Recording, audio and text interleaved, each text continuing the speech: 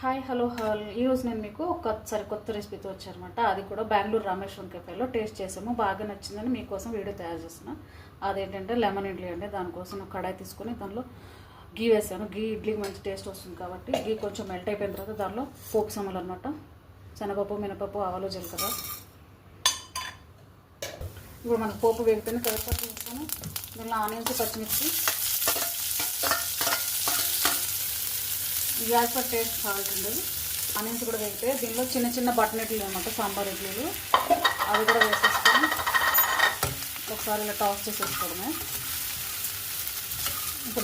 ఇప్పుడు దీనిలో కొత్తిమీర వేసేస్తున్నాను. అలాగే స్టవ్ ఆఫ్ చేసేసుకొని లెమన్ జ్యూస్ యాడ్ చేసేసుకోవడమే.